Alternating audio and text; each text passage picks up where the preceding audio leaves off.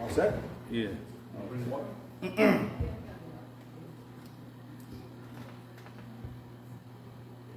I remember when I was 7 years old.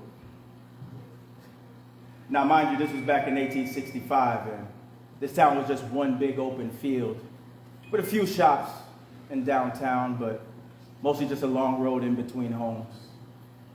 Neighbors were separated by roads, wealth, and race. Me and my father used to ride in his wagon late night, delivering ice and grains and all sorts of late night chores. And sometimes in the dead of the night, with nothing but the moon and the stars to light our path, I would get scared. I would hear sounds, strange noises, or see a shadow, or hear an owl hoot. And my father used to turn to me and he would say, "Ain't no need to be afraid, son. We pioneers." And I would ask my father, what was a pioneer?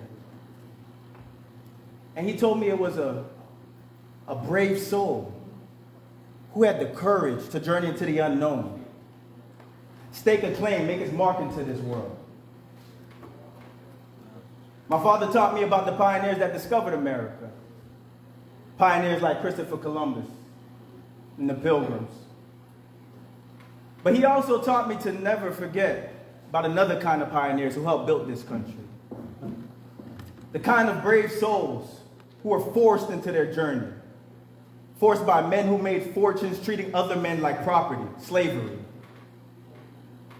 You see, my father was born a slave, and he freed himself, made it all the way up to New York City in search of a better life for me, my mother, and my brothers and sisters.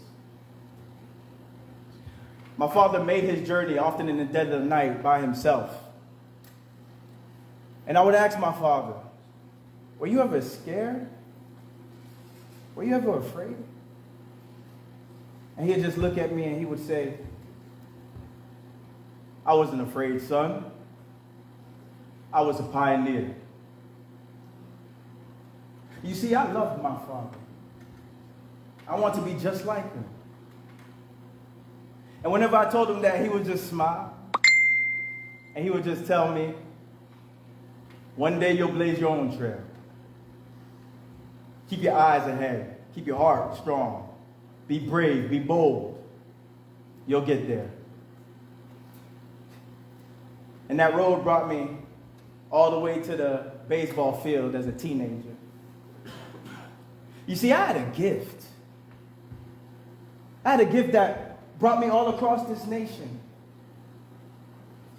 So many cities, so many games. And people used to always ask me, "Hey, Bud, what's your favorite part about the great game of baseball? Huh? Was it sliding in the home? Or was it hearing the roars from the crowd? I bet you was reading your name in the newspaper.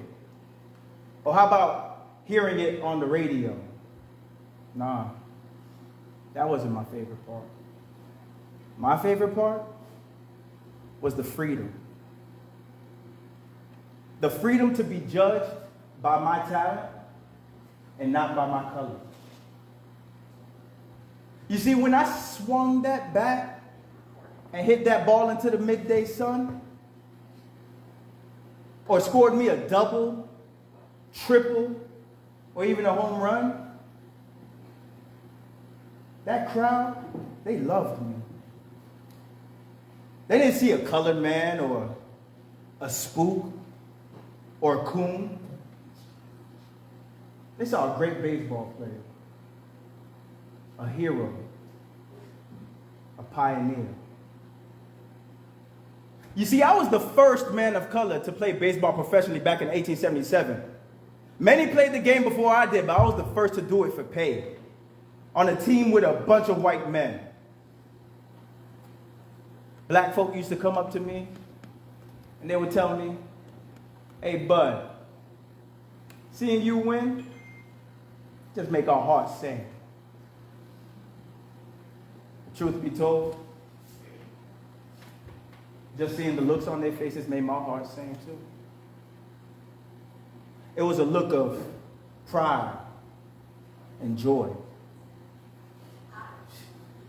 Yes, I played this game for 26 years.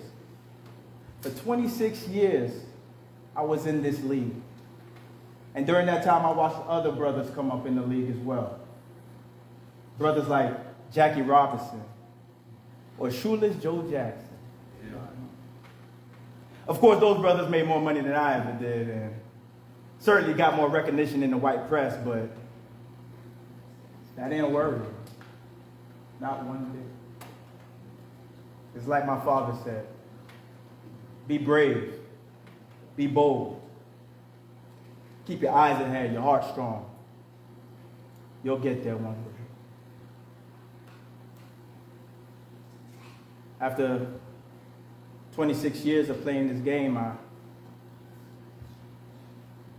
finally retired.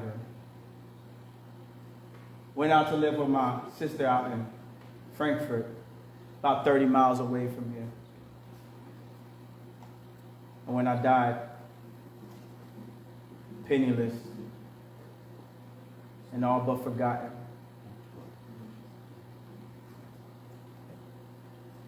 my sister buried me out in a potter's field. Couldn't even afford a gravestone. That's how it was for poor folk like me back in those days. But thankfully, my story didn't end there. About 50 years later, a group of people, black, white, Jewish, Latino, they all got together and they said, that Bud Fowler, he never got his just due. He blazed the trail. He deserves something. And in 1987, I finally got my gravestone out in the Frankfurt Cemetery. And in 2013, they named a street after me in Cooperstown. Named it Fowler's Way. And in 2021, finally, the Baseball Hall of Fame recognized me as the first man to break the color barrier in baseball. The first. And that all wouldn't have been possible without that group of brave souls. Some who are in this room right now, like Mr. Alan Schneider here. Yeah.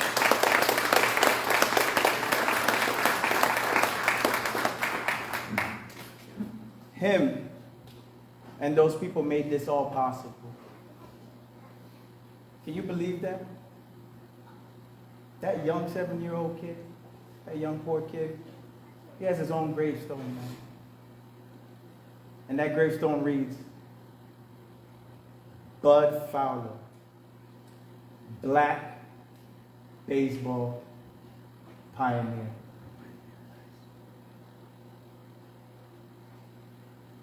Well, that's my story. And I hope you liked it. Very good.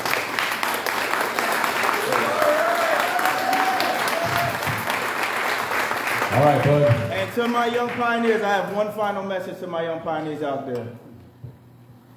Be brave. Be bold.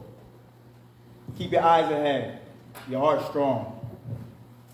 You'll get there. Thank you. Once again, Mr. Bud Fowler, modern day, and we have a special song that we're going to dedicate to Bud right now, that Mr. S.C. Static wrote on behalf of the Baseball Hall of Fame and Allen Action. This is Ode to Bud.